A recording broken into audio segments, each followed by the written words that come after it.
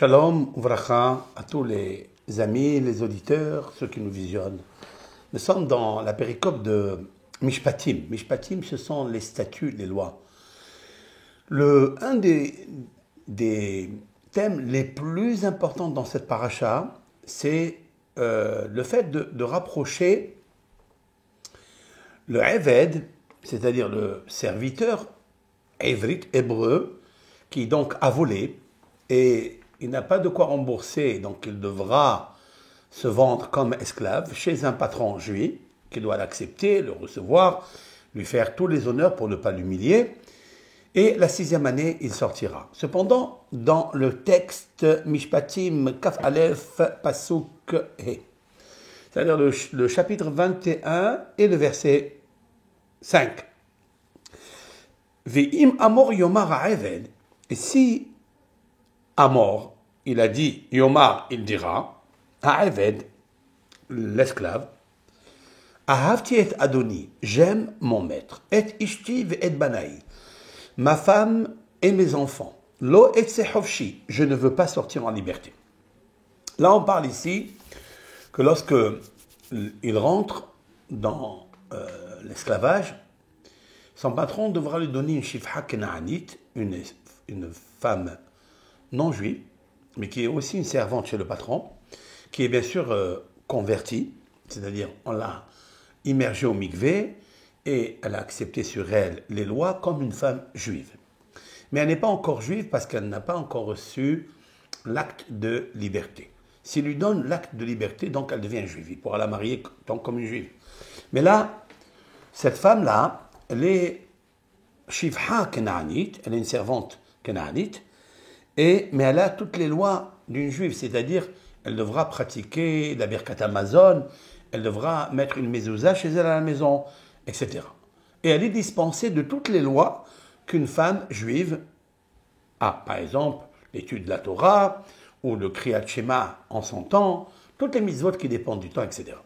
Maintenant, ce Eved, ce serviteur, il désire ne pas sortir. La Torah lui donne la chance qu'après 6 ans, il pourra sortir si il a eu des enfants avec la shifha, la servante. Ils devront rester chez le patron et lui sortira seul. Maintenant, écoutez bien. Maintenant, si lui, im yomar ha'eved, im amor yomar, la Torah dit im amor yomar. Si il dit. Double répétition. Ahavti et adoni, j'aime mon maître, et ishti et banaï. J'aime ma femme, j'aime mes enfants que j'ai eus avec elle. Lo et sehofshi, je ne veux pas sortir en liberté. Alors, la Torah prescrit pour lui une ordonnance très très spéciale. Veigisho adonav ela Elohim. Et son patron, il approchera devant les dayanim, devant les juges. Veigisho ela delet, il l'approchera vers la porte. O ela mezouza, vers le poteau, le linteau, le poteau. Juste, je reprends le verset. Veratsa adonav et ozno, et son maître poincera son oreille, bamatseya, avec le poinçon, va avado le olam, et il le servira à jamais, c'est-à-dire jusqu'à l'année du jubilé. Voici ce que la Torah nous dit. Maintenant, nous allons reprendre le texte et nous allons décortiquer chaque mot de la Torah. Ve'im amor yomar. Et s'il dit, il dit. Le Midrash demande. Madoua kavla Torah bilshona. Pourquoi la Torah, elle a répété, elle a doublé le langage que le Eved, que le serviteur dit. Réponse. Magid she'eno nirtsa. La Torah vient nous dire qu'il n'est pas poinçonné. Achiyomar ve'ishne yagid pa'amay. C'est-à-dire jusqu'à ce qu'il dise une fois et il répète 2 fois. Il dit, si ce serviteur il dit, moi, j'aime mon maître, je veux rester avec lui, ça ne suffit pas. Il pourra encore changer d'avis et partir de là. Par contre, s'il répète 2 fois, alors, bien sûr, on lui pratiquera cette ordonnance-là de lui poincer l'oreille devant le tribunal et à la porte de la maison. Maintenant, il y a un autre midrash. Donc la première des choses qu'il nous faut comprendre, pourquoi le fait qu'il répète 2 fois, ça me suffit. On peut le considérer déjà que c'est un homme qui veut rester avec son patron jusqu'à la 50e année de jubilé. Après il sortira, il est obligé de sortir parce que le jubilé est une loi de liberté pour tout esclavage. Un autre midrash nous dit Madoua kafala katub bilshono. Et pourquoi la Torah, elle a répété 2 fois Im Amor Yomar, et aussi pourquoi elle a dit Lo etze hoshi, je ne veux pas sortir en liberté. Il l'a déjà dit, c'est un pléonasme, puisqu'il a dit j'aime mon maître, j'aime ma femme, j'aime mes enfants, je veux rester. Pourquoi la Torah, elle nous dit Lo etze hoshi, je ne veux pas sortir en liberté. On apprend de là que il faut qu'il répète 3 fois Lo etze hoshi, je ne veux pas sortir en liberté. Le fait qu'ils disent 2 fois je veux rester avec mon maître, j'aime mon maître, ma femme et mes enfants, ça ne suffit pas. Et Midrash dit non, il faut qu'ils disent aussi Lo etze hoshi, je ne veux pas sortir en liberté. Alors là, la Torah considère que c'est un homme qui est vraiment un esclave de ses vices. Donc elle est obligée de l'amener devant la porte, devant les Dayanim, et lui poinçonner l'oreille. Maintenant, il nous faut comprendre quoi ce terme, Lo etze hoshi, je ne veux pas sortir en liberté. C'est un mot d'ailleurs qu'il ne faut jamais dire. Lo etze hoshi, je ne veux pas sortir en liberté. Vous avez donné avec ça la force au Satan de vous enchaîner, de vous emprisonner. Et ça, c'est des mots qu'il ne faut pas dire. C'est la raison pour laquelle c'est une oreille qui est très malheureuse. Je vais l'expliquer. Je suis dans Hot Vav, la lettre Vav dans le Midrash. Veigisho el adelet ou el amezouza veratza. Il approchera donc devant la porte, devant le poteau de la porte, veratza, il pointera son oreille. Rabbi Shimon ben Rabbi aya doresh et amikra ze kemin homer. Rabbeinu Akadosh, le codificateur de la Torah orale, avait un fils qui s'appelait Rabbi Shimon. Et donc, Rabbi Shimon, fils de Rabbi, commentait ce verset d'une façon extraordinaire, comme un parfum qui se répand dans la chambre et vous sentez quelque chose d'extraordinaire, ou bien comme une bourse de diamants, dit le Midrash. Manishtanu delet umzuza. Pourquoi la Torah a spécifié que le poinçonnage doit se faire sur la porte et sur le poteau qui s'appelle la mezouza. Pourquoi pas sur une table de la maison? Pourquoi pas sur un placard de la maison? Pourquoi seulement delet ou mezouza? Amar HaKadosh Baruch Hu. La réponse. L'Éternel a dit, c'est-à-dire la Torah nous dit, delet ou mezouza. La porte et la mezouza. Quand je parle de delet, c'est mezouza, c'est le poteau, donc où on pose la mezouza, c'est pour ça qu'elle s'appelle mezouza. Et en fait, pourquoi le poteau d'une porte on l'appelle mezouza?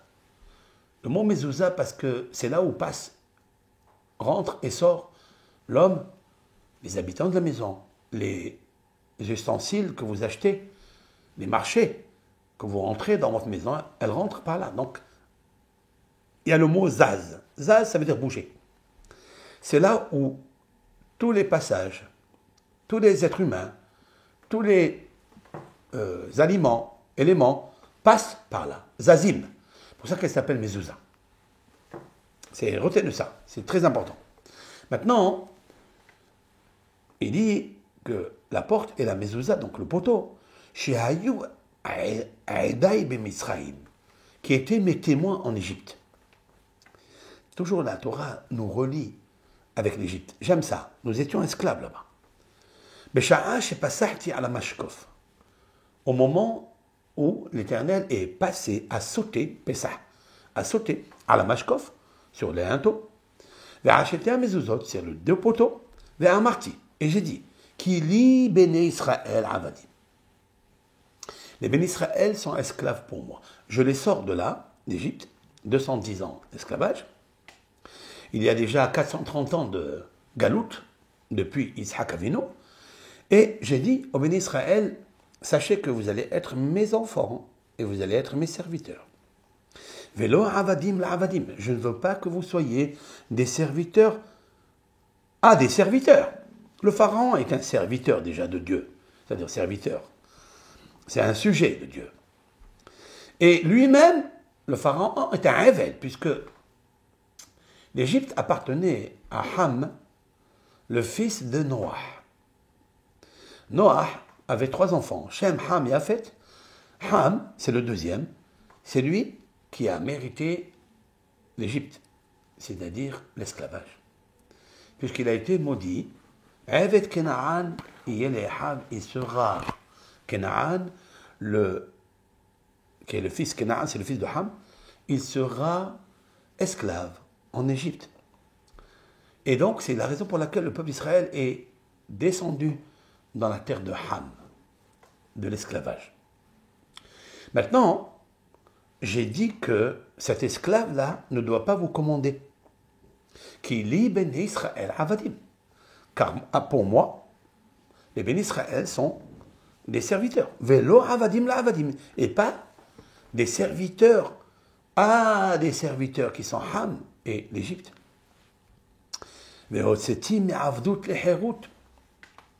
Je les ai sortis de l'esclavage à la liberté.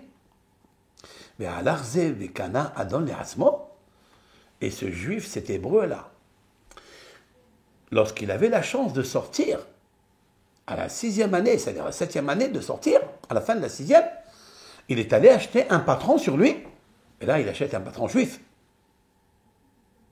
Parce que le patron juif, c'est aussi un rêve de Hachem. Alors, Iratzea bifnehem. Alors, c'est la raison pour laquelle on doit le poinçonner l'oreille devant le délet et la mezouza.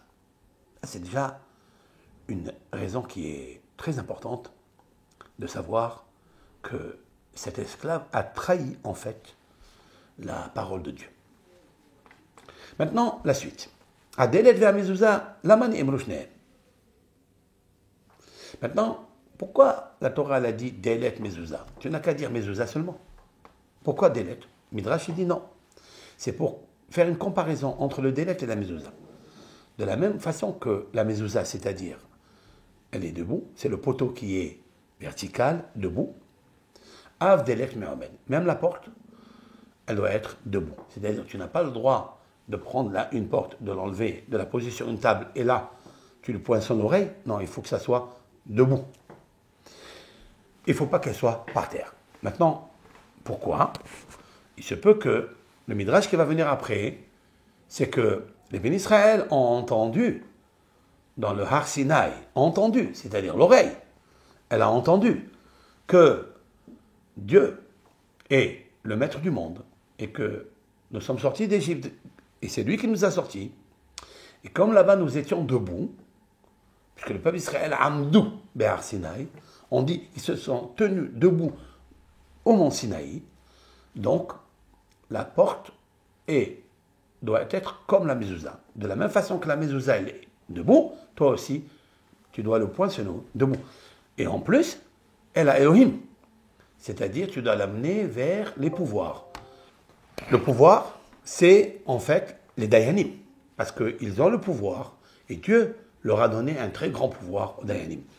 Le mot Elohim se rapporte aussi sur Har Sinaï. Le Har Sinaï s'appelle Har Elohim, la montagne de Elohim. Donc, nous avons fait donc ici la synthèse. Pourquoi la mezouza? Pourquoi la porte? Pourquoi debout comme la mezouza au Har Sinaï? Maintenant, nous allons aller un peu plus loin. Regardez ce Midrash. Adelet. Maintenant, Midrash, c'est un Talmud en Jérusalem. Le Talmud de Jérusalem nous dit comme ça. Hadelet, la porte. Tane Rabbi Eliezer ben Yaakov Omer. Rabbi Eliezer fils de Yaakov, nous dit, pourquoi seulement la porte? Et là, seulement, שעל ידי, בזכות הדם שעל הדלת, יצאו מעבדות לחירות, grâce au sang qui est sur la porte. Rappelant de quel sang s'agit-il? Dam Mila et Dam Pessah. Vous savez très bien que Dieu a recommandé au peuple d'Israël de se circoncire dans la plaie des premiers-nés, et il a dit que l'ange de la mort va descendre et va tuer tous les premiers-nés égyptiens. Sauf que l'ange, quand il fait des dégâts, il ne fait pas de différence entre un juif gentil ou un juif méchant, Acha, ou un goy, ou n'importe qui. C'est une canonnière. Quand elle jette ses flèches ou quand elle jette ses bombes, elle ne fait pas de différence entre l'un et l'autre. C'est pourquoi que Dieu leur a dit de poser du sang afin que le malach y voit le sang de la Mila et le sang du Pessah, du Korban Pessah. Avec ça, il va faire une différence entre les deux. Donc le sang, il en badigeonnait sur les portes de leur maison. Et grâce à ça, il y a et grâce à ça, ils sont sortis de l'esclavage à la liberté. Il n'est pas venu le destructeur à la maison pour détruire.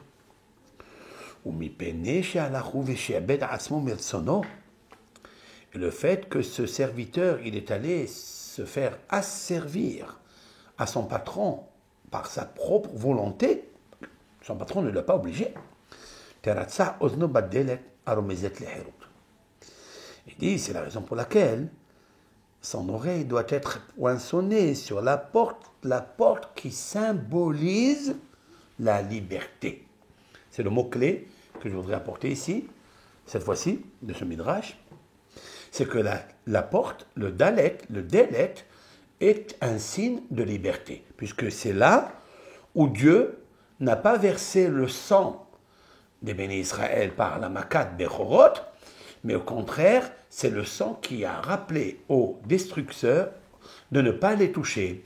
Donc, la porte et le sang symbolisent la liberté des bénis Israël. C'est comme ça qu'ils sont sortis d'Égypte. S'ils n'avaient pas mis cela, eh bien, l'ange de leur mort aurait détruit leur maison. Voilà, fin de citation de ce midrash. Donc je retiens que le délet, c'est une forme de liberté. Nous allons approfondir justement sur ça, hein, pourquoi le délet est un signe de liberté, et des fois quand la porte est fermée, c'est un signe d'esclavage. Davar acher, autre explication, cette fois-ci dans le Midrash Haggadah, Amar HaKadosh Baruch Hu, ani patachti lo et petach habayit latzet lahofshi. Lorsque la Torah, elle a dit dans cette péricope, il travaillera 6 ans et après il sortira en liberté. Au Bashevi'it yetze lahofshi hinam, il sortira en liberté gratuitement. Je lui ai ouvert la porte de cette maison d'esclavage. Vehu sagar alav petach habayit. Et lui, il a fermé la porte sur lui, de lui-même, de rester un serviteur.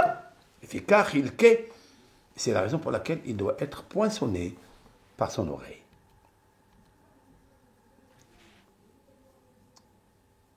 Maintenant, un autre midrash. Verasa adonavet ozno. Son patron lui poinçonnera l'oreille. Laman emar adonav. Le midrash se pose la question, pourquoi il est marqué son patron?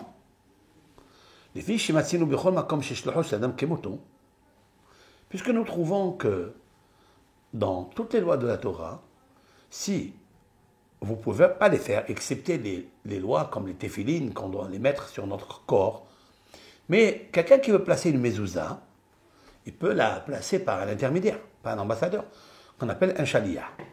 Alors pourquoi ici la Torah, elle a spécifié de le faire lui-même, le patron, alors qu'elle aurait pu donner à son serviteur juif de le faire? Ou au Beddin, un des Dayanim, il peut le faire. La réponse, elle est Aval, kan ena adon yachol ishloch shaliach el si'ata ozen ha'eved. Ela davka hu. Ici, la Torah, elle fait une exception. Et elle dit, il n'y a que lui qui peut le faire. Parce qu'il est marqué, Verasa Adon Avet Ozno Shami'utu Dav Kalifi Shitat Rabbi Akiva. Oulam. Maintenant, il faut savoir pourquoi. Pourquoi le patron, c'est lui qui doit le faire. Le Midrash, juste, il nous dit que ce patron ne peut pas envoyer un shaliah, un ambassadeur pour le faire. Mais il ne nous a pas expliqué quelle est la raison pourquoi c'est son patron qui doit le faire. Alors, une simple réponse qu'on peut donner, c'est pour lui dire à ce Eved, écoute, voilà, il va commencer à te maltraiter. Toi-même, le Eved va te maltraiter. Le patron va te maltraiter, il va te poinçonner l'oreille. Sache-le. Ça veut dire en fait, tu es un serviteur qui est déshonoré, irrespectueux devant Dieu. Ça, c'est une première réponse. La deuxième réponse, on peut dire que non. Comment ça se fait que le patron qui a vécu avec ce serviteur, qui est juif, pendant 6 ans, et on sait très bien que le patron devra lui donner toutes les commodités, tout l'aise qu'il doit recevoir. Le Midrash nous dit que s'il a un lit qui est confortable et un deuxième lit qui n'est pas confortable, il donnera le lit confortable au serviteur et le lit non confortable, il dormira lui, le patron. Si c'est un pain frais et un pain qui est un peu vieux, le patron mangera le pain vieux et le serviteur le pain frais. Nous voyons de là que le patron est un homme exceptionnel, qui est capable, qui est en mesure de donner à ce Eved ce que lui n'a pas. Et nos sages disent, qu'on la connaît Eved, qui connaît Adon le Asmo. Tout celui qui acquiert un serviteur juif, eh bien, c'est comme s'il a acquis un patron sur lui. Parce qu'en fait, le serviteur devint le patron et le patron devient le serviteur. Mais quel est le but de tout cela? C'est que le patron est dans le niveau tellement haut, il devra montrer à ce serviteur qu'il existe Akadosh Baruch Hu, qu'il existe la bonté. Regarde ce que je fais pour toi. Donc cette bonté, elle existe dans le monde. Pourquoi tu ne l'as pas fait toi? Pourquoi toi, serviteur, tu es parti voler quelque chose qui appartenait à ton camarade alors que tu étais dans l'aise?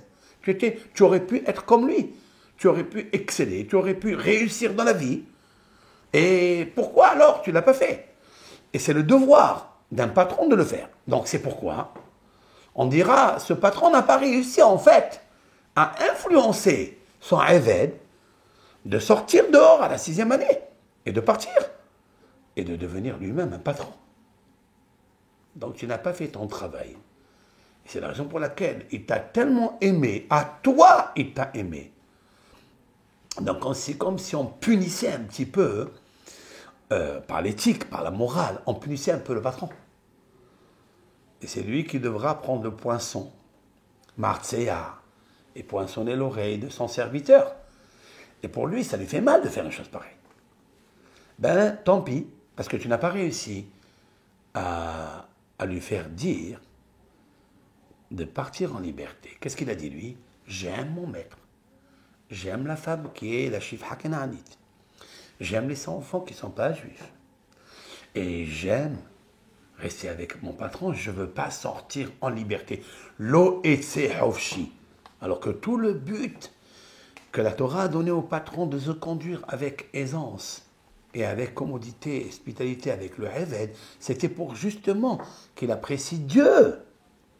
Qu'il apprécie qu'il existe des qualités que Dieu, des dons que Dieu t'a donnés. Et toi, tu ne l'as pas fait. Alors c'est toi, le Adon, qui commencera à le faire. C'est ce que je peux expliquer dans le Midrash. Mais je vais aller plus loin. Be'ezrat Hashem, dans quelques minutes. La suite. Verasa Adon Avet Ozno B'Marseya. Le Midrash dit Sha'alou Talmidim et Rabbi Yohanan ben Zakkai. Les élèves ont demandé à notre maître, Rabban Yohanan ben Zakkai. Rabban Yohanan ben Zakkai, c'est le maître de Rabbi Akiva, de Rabbi Eliezer ben Orkanos. C'est le grand maître qui était le plus grand élève de Hillel Azaken. Le vieux Hillel avait 80 élèves, parmi eux le grand, Rabban Yohanan ben Zakkai, celui-ci a vécu au deuxième temple, à la destruction du deuxième temple. Ils lui ont demandé, Rabbi,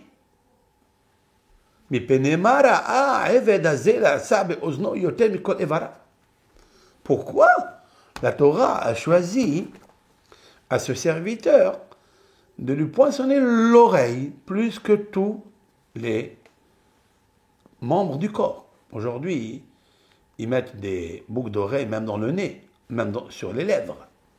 On aurait pu lui faire pareil. Pourquoi la Torah a choisi l'oreille? Amar lahem, il leur a dit. Et c'est là où en fait le cours commence. Ozen shesham'a mehar Sinaï. L'oreille qui a entendu au mont Sinaï. Lo yeh lecha Elohim acherim al panai. Je ne veux pas, dit Dieu, qu'il y ait un autre Dieu, un autre patron, une autre force sur ma face. Cette oreille-là, elle a enlevé de sur elle le joug de la royauté céleste. Mais elle a accepté sur elle le joug d'un homme en chair et en sang. Teratsa. Elle devra être poinçonnée. La suite. Deux choses. Et l'oreille qui a entendu avant de recevoir la Torah à Sinaï, Kilim Béné Israël Avadim, car à moi, les Béné Israël seront des serviteurs.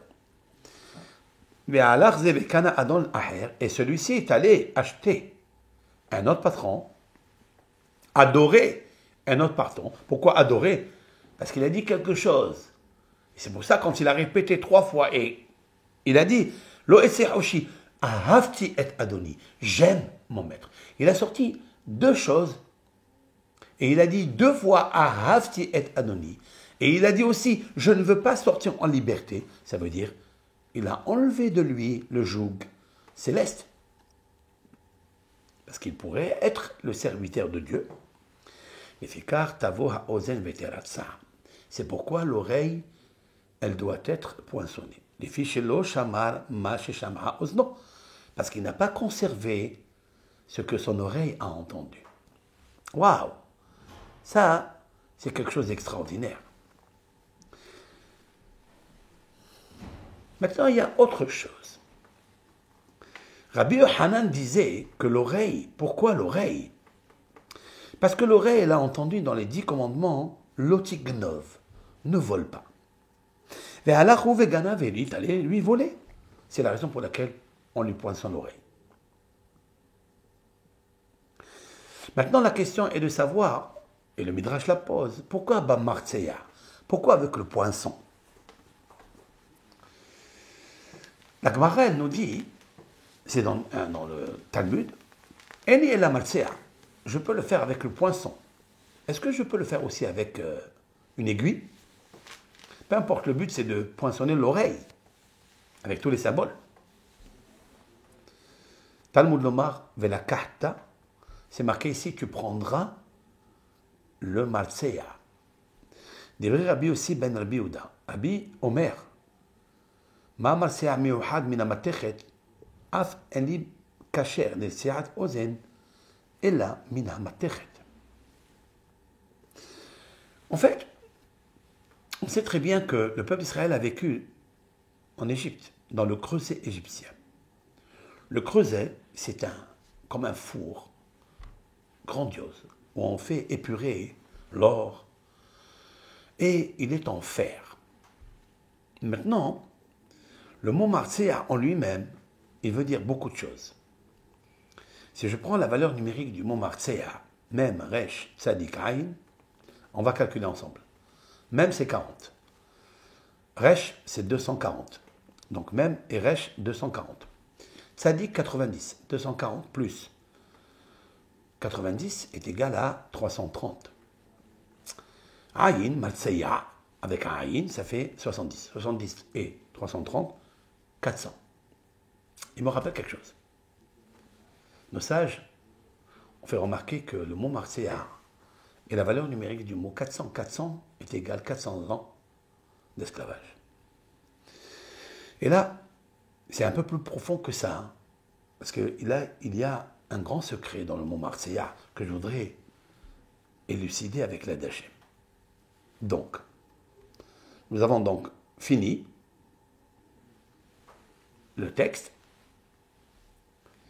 C'est-à-dire que le Marseilla, qui veut dire la valeur numérique 400, rappelle le faire, rappelle l'esclave que nous étions, rappelle la sortie par la porte, parce que Dieu nous a laissé sortir par la porte, rappelle le sang, rappelle la mezouza, rappelle le Har Sinaï. C'est la raison pour laquelle l'oreille devant Elohim, c'est-à-dire le tribunal qui s'appelle Elohim, le pouvoir. Et Elohim, c'est Har Sinaï, car elle s'appelle Har à Elohim. Voilà donc, en substance, tous les mots qui composent le puzzle. Voilà, fin de citation de ce midrash. Maintenant, ce qu'il nous faut comprendre, c'est plus que ça. C'est que, en effet, le Dalet, je commencerai par là. Le Dalet, il symbolise la pauvreté. Comme Dalut. Dalut, c'est la pauvreté. Et aussi, il symbolise, comme on l'a dit tout à l'heure, la Hérout, c'est-à-dire la liberté. Je ne veux pas parler d'une liberté physique, ni d'une pauvreté physique, pécuniaire ou autre, mais je voudrais parler de la liberté morale, mentale, spirituelle, la mature spirituelle. Maintenant, ce que je voudrais dire, c'est la chose suivante. Ce évêque-là, il a dit, et il a répété en fait, Amor Yomar, et il a dit aussi, Lo Esi Hofshi, je ne veux pas sortir en liberté. Nous trouvons que ce serviteur-là, il est entre les mains du Yetzer-Hara. Puisqu'il enlève le joug céleste, il accepte de recevoir un joug terrestre, un joug d'un homme, qui est en chair et en sang. Et il ne veut plus sortir de là. À savoir qu'il a un vice de rester avec cette femme qui est Shifha Kenaanite et avoir des enfants avec elle, même s'ils ne sont pas appelés en son nom. Lorsqu'il sortira, il devra les laisser au patron. Ou bien, il acceptera de rester avec eux et il vit avec une femme qui n'est pas juive. La Torah lui a permis cela. Maintenant, ce qui est extraordinaire, c'est que le mot Adonai m'interpelle. Adonai, ça veut dire Seigneur. Ce terme-là, il est plus profond que l'on pense. Je voudrais revenir à une histoire dans la Torah et je voudrais décortiquer le passage qui est écrit là-bas. Dans la Torah, dans Bereshit, là-bas, Akadosh Baruch Hu, il a demandé à Hava. Akadosh Baruch Hu, c'est le Adon Haaretz, c'est le maître du monde. Il demande à Hava, après avoir mangé l'arbre de connaissance, qui était interdit de le manger. Et ils ont franchi une certaine porte du Gan Eden qu'il ne fallait pas ouvrir. Cette porte-là, elle a été ouverte. Ils sont rentrés, ils ont pris l'arbre de connaissance, mangé, elle a donné à son mari, et depuis, il a été répudié. Et il est devenu esclave. Il est devenu esclave de la tentation, esclave de ses vices, esclave du moi. Il a oublié Dieu. Et là-bas, je me rappelle que le texte, et j'aime ça, le patron, serpent du Gan Eden, le plus rusé, il leur dit, vous savez, si vous mangez de cet arbre, vous deviendrez comme Elohim, comme le pouvoir de Dieu. Vous allez savoir tout. Vous connaîtrez la création du bien, la création du mal. Vous connaîtrez tout ce qui se passe dans ce monde comme lui. Car lui, il a mangé de cet arbre. Il est devenu comme il est. Et vous n'allez pas mourir. Seulement, il leur dit que l'Éternel est jaloux. Et qu'il ne veut pas que vous soyez comme lui. Ces paroles-là ont flatté Hava. Elle est allée consommer cet arbre. Elle a donné à son mari. Et puis, on sait le reste. Elle a entraîné tout l'esclavage que nous sommes. Tous les exils. Jusqu'à ce qu'on répare Zohamat Nahash. Donc, cette porte-là,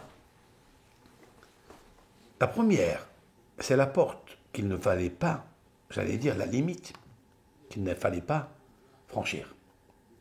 À plus forte raison, ouvrir. Ils l'ont franchi, ils l'ont ouvert et ils l'ont laissée ouverte.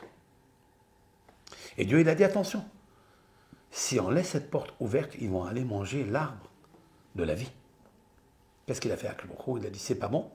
Il l'a répudié. Vaïgaresh, Hashem Elohim, et à Adam, Minagan. Et l'Éternel a dégagé, répudié, littéralement, lui-même.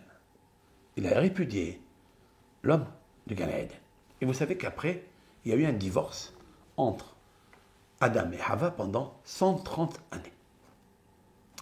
Et vous savez très bien ce que dit le Harizal aussi, c'est que toutes les générations qui ont précédé les bénis Israël avant de rentrer en Égypte, c'est elles qui sont rentrées en Égypte. C'est elles qui étaient là dans l'esclavage. Behomer, Bilvinim, c'est-à-dire on est devenus des esclaves par rapport au premier esclavage que nous avons accepté déjà dans le Gan Eden.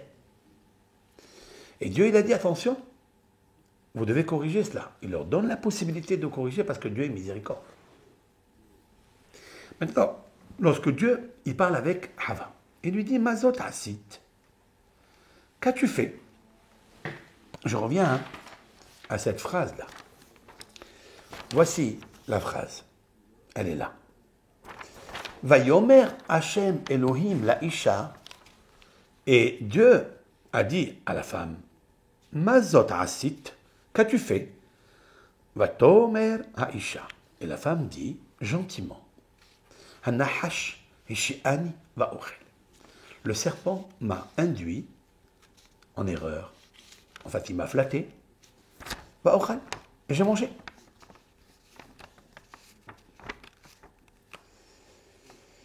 Voici ce qui est marqué ici.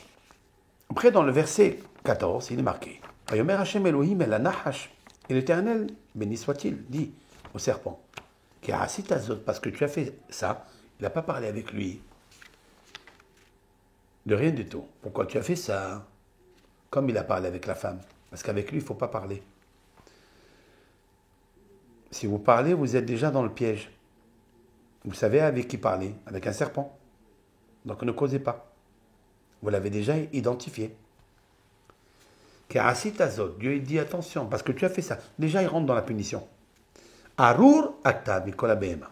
Tu es maudit parmi tous les animaux, domestiques, non domestiques, des champs. Al gihun chateler, tu marcheras sur ton ventre. Là, on dit qu'il lui a coupé donc les pieds. Ve'afar tochal kol yemei hayecha. Du sable, tu mangeras tous les jours de ta vie. Le pasuk, le verset 15. Ve'eva ashit bencha ou benaisha. Je mettrai la haine entre toi et elle, et la femme. Ou ben zar'acha ou ben zar'ah. Entre ta descendance et sa descendance. Ou yeshuvcha roche. L'homme, il t'écrasera la tête. Ve'ata teshufenu hakev. Et toi, tu le piqueras dans le talon. Voilà ce qui est marqué ici. Maintenant, je reviens à un mot qui est marqué ici. Hishiani. La femme lui dit, c'est le serpent qui m'a hishiani. C'est un mot que vous cherchez dans la Bible, vous ne le trouverez pas, sauf ici. Et tous les commentateurs se posent la question, mais c'est quoi ça? C'est quoi ce mot? Alors, il y a qui ont voulu dire, et Rachid le rapporte, au nom de Rabbi Eliezer Agadol. Rabbi Eliezer ben Orkanos. Hishiani vient du mot hissiani, c'est-à-dire il m'a marié. Le serpent s'est marié avec moi et j'ai mangé. Comme le mot Nisuin. Ils se sont mariés ensemble. C'est un peu bizarre.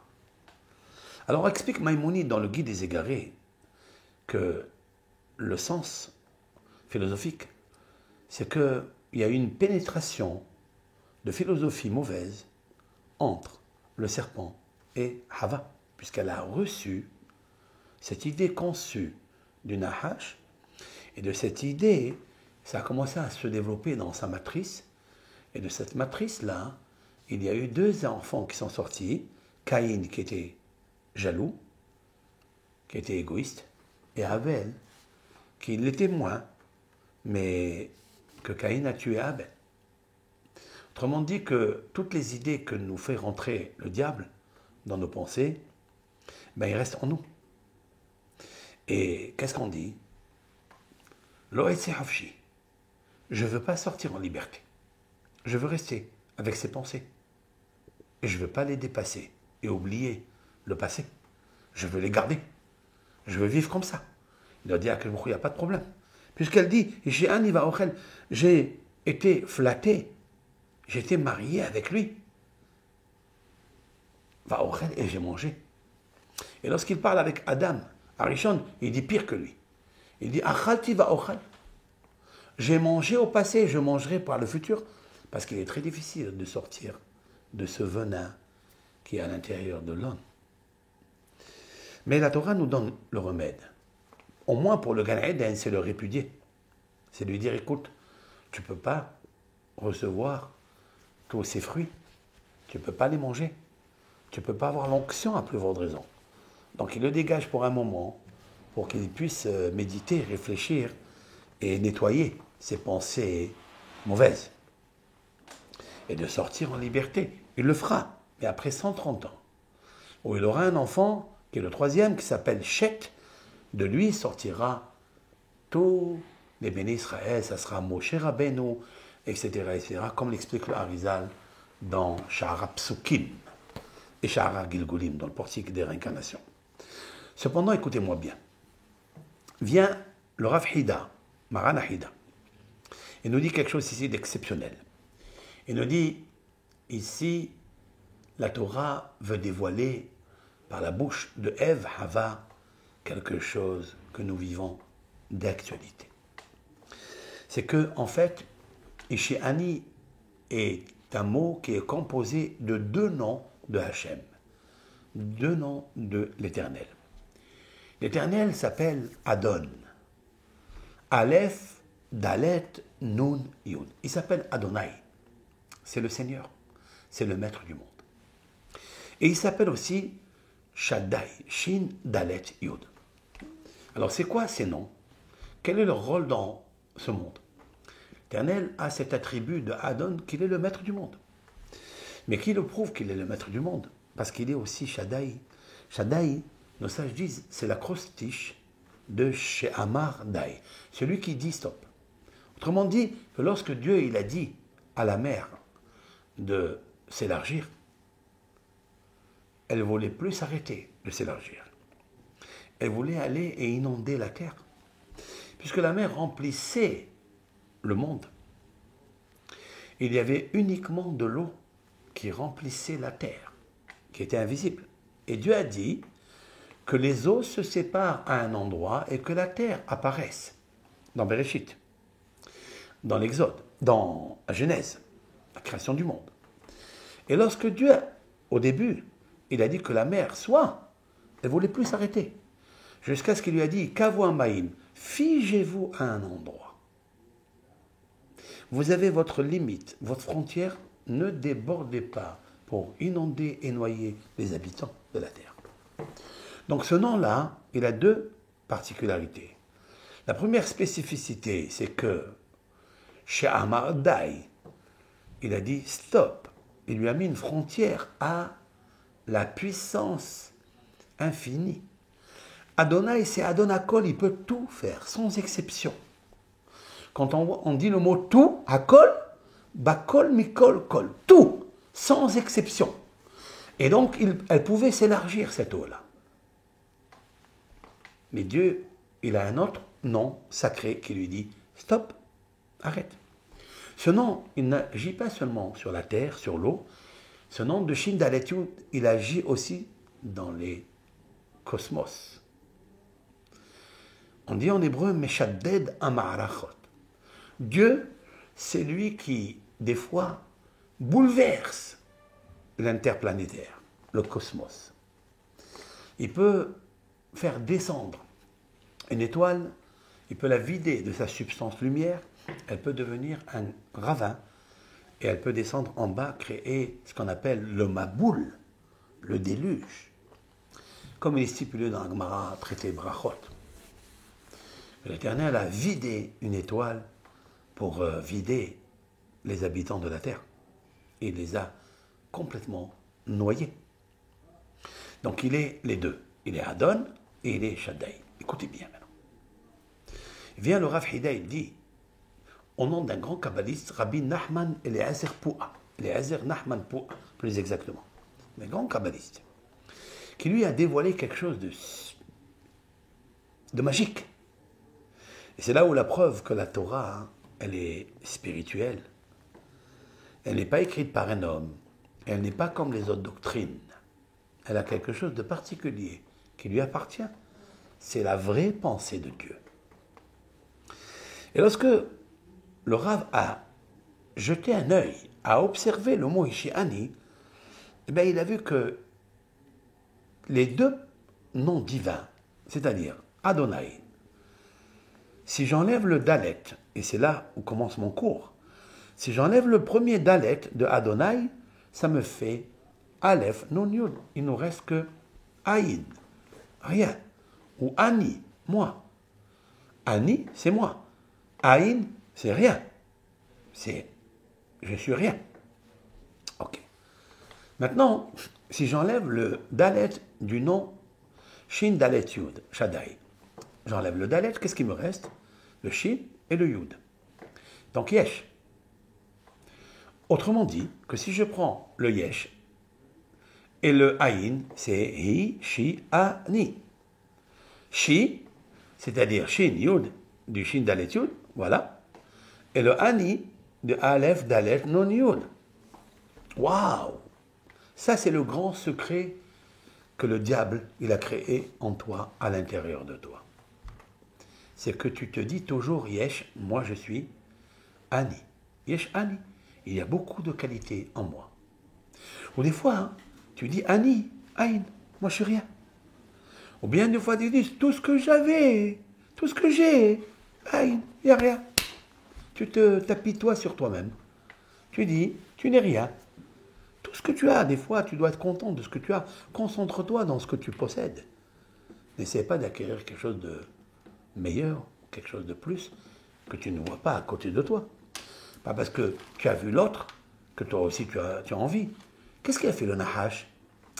Le Nahash, il a dit, qu'est-ce que vous avez? Vous avez gagné Eden. C'est bien. Mais vous pouvez avoir quelque chose de plus grand. Il les a déconcentrés de ce qu'ils possèdent pour aller leur chercher quelque chose qui pourrait, par lequel ils pourraient mourir, parce que Dieu a dit qu'ils pourraient mourir. Qu'est-ce qu'ils ont dit? Eux, ils ont dit non.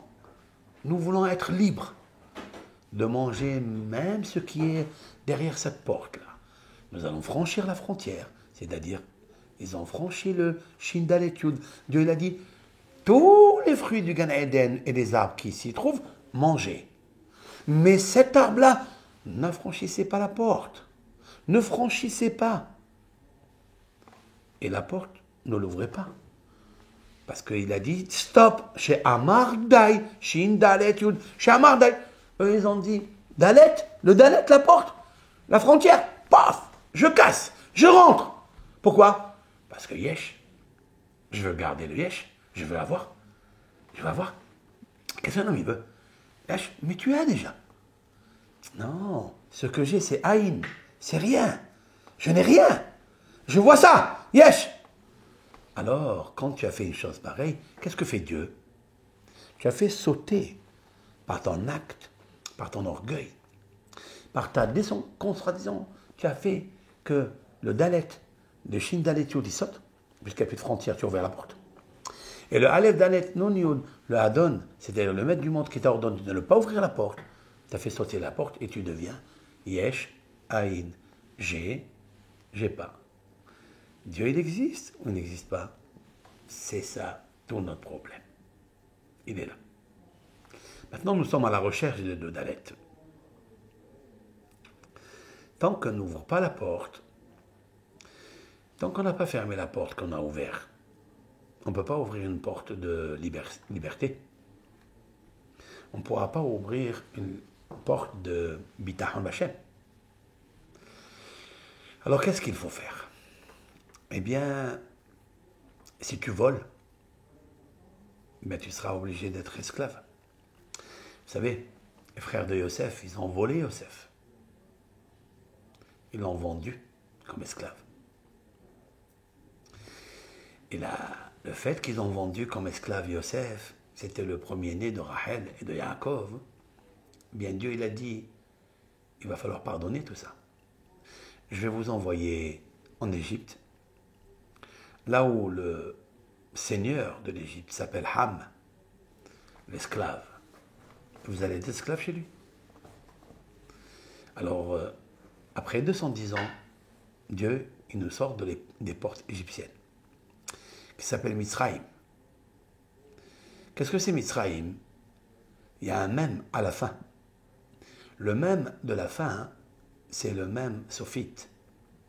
Comment on écrit un même final? On écrit comme ça. Une barre en haut et une barre qui descend. Voilà un premier dalet. La lettre dalet qui veut dire la porte, elle s'écrit comme ça. Un toit et une barre comme ça, c'est un dalet. Ça, c'est à l'endroit. Maintenant, du bas vers le haut, on écrit une barre comme ça et encore une barre comme ça vers le haut. Ça me fait dalet et dalet. Dieu, l'Éternel, béni soit-il, il a pensé nous guérir de rentrer en Égypte en esclavage. Seulement en Égypte, Mitzrayim, où tu rentrais par une porte et tu ne sortais plus. Pourquoi? Parce que Dieu, il a fermé la porte. Il a pris les deux dalettes, suivez-moi. Il a pris les deux dalettes que nous avons abîmées, que nous avons fait sauter, du nom de Shin Dalet Yud et du nom de Aleph Dalet Nun Yud. Nous les avons fait sauter. Il les a pris, il a dit très bien. Vous ne voulez pas qu'ils appartiennent à Adonakol, à Shin Dalet Yud, qui vous protège vos portes? Alors je vais les mettre ensemble. Il a pris un dalet, il a pris un dalet et il a fait un même, une prison. Le même de Mitzrayim, c'est une prison. Pourquoi une prison? Parce que la philosophie qui est intrinsèquement liée avec ce que je viens de dire, Ishiani. Parce que tu es tout le temps en train de dire ce que j'ai, Aïn, rien. Ou ce que j'ai, Ani, c'est moi qui l'ai fait. Ani, Asiti. Et une fois que tu acquiers ce que tu as, tu n'auras pas envie de tout cela. Tu dis, ah, yesh, il y a quelque chose chez le voisin. Il y a quelque chose chez la voisine. Il y a la femme du prochain qui est plus mignonne que la mienne.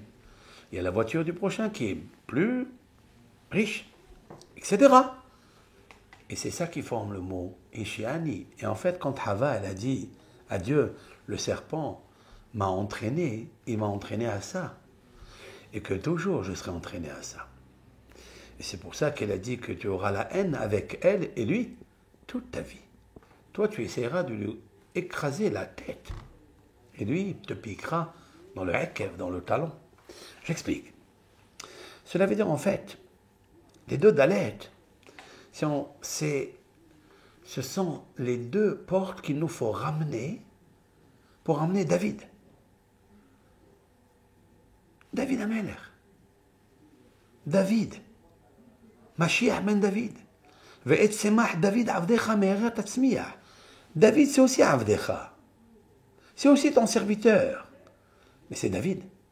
Qu'est-ce qu'il a fait, David? Vous savez qu'est-ce qu'il fait, David, avec les psaumes? Chaque psaume que l'on lit, on a confiance en Hachem.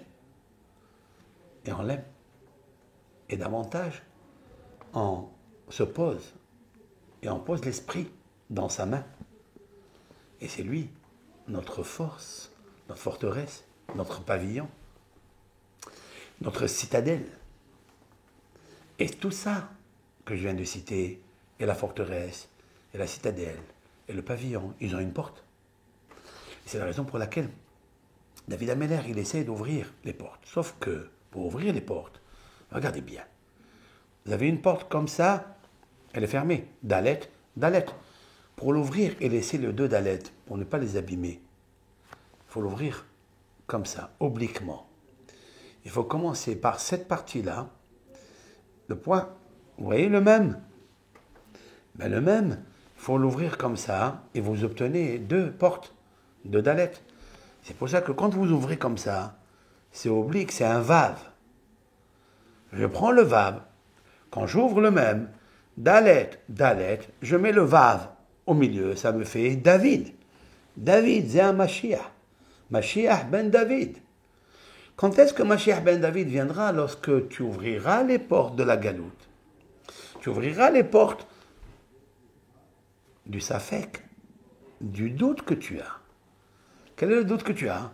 Aïn, yesh. Il y a, il n'y a pas. Un jour tu dis il y a Dieu, un jour tu dis il n'y a pas Dieu. Par où ça commence? Ça commence parce que ce que Dieu t'a donné, tu dis c'est rien. Aïn. Et tu dis yesh, il y a autre chose. Ah, là tu ne pourras pas. La paracha de la semaine vient nous apprendre comme ça. Lorsque toi, serviteur, tu as volé, tu n'as pas entendu à Har Sinaï qu'il ne faut pas voler. Parce que pourquoi je t'ai amené en Égypte? Parce que Yosef a été volé et vendu. Alors, cette oreille qui a entendu qu'il ne faut pas voler, cette oreille qui a entendu qu'il est Avadaï, pour moi, les bénis Israël sont mes serviteurs et pas les serviteurs d'un serviteur, Ham, qui est l'Égypte. Eh bien, il est allé acheter un patron pour lui. Et là, c'est beau ça. Vim amor yomar ha'eved. Ahavti et Adoni. Waouh! Si le serviteur il dit j'aime mon maître, waouh! Ça veut dire pire comme ça, pire, pire, pire. Au lieu de dire sors en liberté, va-t'en. Reçois Adonai, ton Seigneur, ramène le dalet que tu as perdu. Ramène-le. Tu dis non, je vais garder le dalet, mais le dalet je vais le garder avec Annie. Ahavti et Adoni et Ishti et Banai. Lo et Sehafshi. Je ne veux pas sortir en liberté. Je ne veux pas le Adon Akadosh Baruch Hu, je ne le veux pas. Ah, tu reviens, tu récidives comme Hava, qu'elle a dit je veux devenir Dieu. Ok. Alors je te prends. Mais Guichon Adonav, elle a délette. Son patron, seulement son patron, parce que c'est son patron qui rappelle Adonai. C'est le dalet que tu as perdu. Eh bien, il prendra le dalet, Veigisho et la dalet, et la dalet, il approchera à la porte, vers la mezouza. La mezouza, c'est quoi? Qu'est-ce qui a marqué dans la mezouza? Il y a marqué Shin Dalet Yud, le Shaddai, qui te protège. Il avait dit un jour, ne touche pas à l'arbre interdit. Arrête de phosphorer et dire ce que j'ai. Maché Yeshli, Aïn, c'est rien. Je veux autre chose. Yesh, yesh, Aïn. Ishi, Ani. Je veux autre chose. Tu ne pourras pas. Alors tu veux maintenant autre chose. Ça veut dire je veux le patron avec ma femme qui n'est pas juive. Avec les enfants que je fais avec elle qui ne sont pas à moi. Si je dois sortir, ils resteront avec le patron. C'est-à-dire les Sirara. En esclavage, ils resteront. Tant qu'il ne les a pas libérés. Tu as dit, Lo et je ne veux pas sortir en liberté. Alors, tu as accepté d'être encore avec le serpent, qui t'a enlevé les 2 dalettes.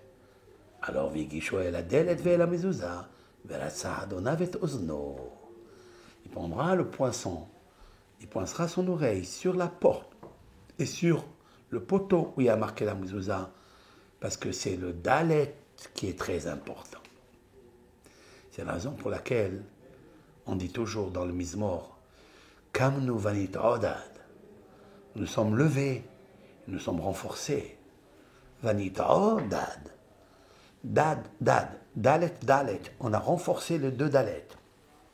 Si on renforce les 2 dalets, Adonai Oshia, dans la suite, il dit, Dieu, il te protégera, il te libérera, il te amènera le salut. Le roi, Hachem, il exaucera notre prière quand on l'appellera. Parce que là, il ouvrira bien ses oreilles. Le Ozen. C'est la raison pour laquelle David il dit toujours Ha'azina imrati, Ha'azina shavati. Incline ton oreille, Dieu. Penche-la pour écouter ma prière. Pourquoi il dit ça? Parce qu'il dit que mes oreilles ne sont pas poinçonnées. Je comprends. Moi, David, Je suis le Dalet et le Vav. En fait, c'est avec les Tehillim qu'on peut ouvrir le même de Tehillim. Le même qui est fermé, qui est Dalet, en lisant les psaumes de David, le grand psalmiste, ben on peut ouvrir les deux portes pour les remettre une à l'intérieur du Ani qui est toi, donc ça devient Adonai, et une à l'intérieur du Yesh, parce que tu te dis je suis et je suis et je suis, Yesh, Yesh, Yesh, Ani, Ani, Ani. Alors il deviendra Shaddai. Alors on remettra la création comme jadis dans le Gan Eden. Dieu viendra dire Dai, éternel Seigneur du monde, il dira stop à la galoute. Et c'est ça, en fait, tout le but de ce cours. C'est qu'il nous faut prier pour ouvrir les portes de l'exil que nous sommes, où nous sommes enfermés. C'est le Yesh et c'est le Ani. Moi, j'ai, ou bien, quand j'ai, je dis Aïn, je dis rien. Ani Rotse Od, qui Yesh, parce qu'il y a encore, Yesh Od, et encore. Et ça, c'est important.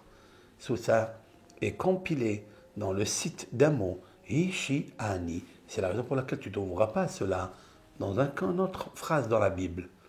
C'est particulier ici. Donc ouvrons les portes du Gan Eden pour entrer,